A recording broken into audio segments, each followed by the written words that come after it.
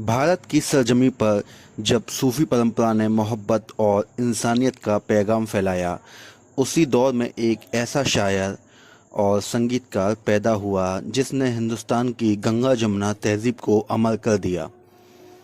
उनका नाम है हज़रत अमीर खुसरो, जिन्हें तूतिए हिंद यानी भारत की बुलबुल कहा जाता है।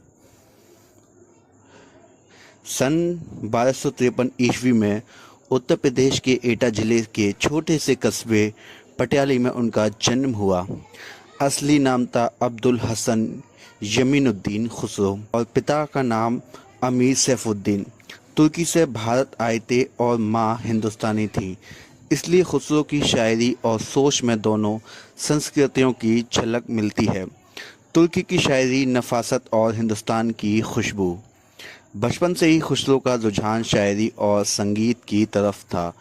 कम उम्र में ही वे गज़ल और रुबाइयाँ लिखने लगे थे। धीरे धीरे उनका नाम दिल्ली सल्तनत के दरबार तक पहुंचा।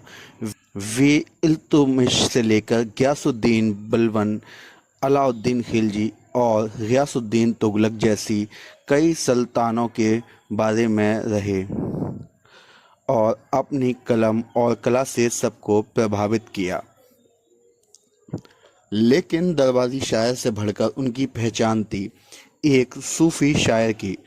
वे हज़रत निज़ामुद्दीन औलिया के मुरीद बने और उनकी मोहब्बत में ही अपनी ज़िंदगी गुजार दी।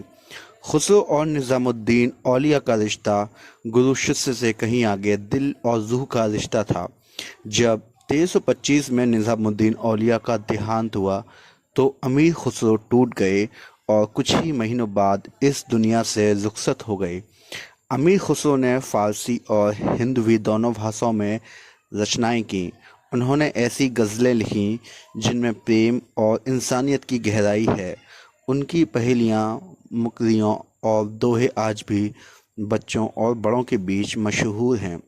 संगीत के क्षेत्र में उनका योगदान अद्वितीय है।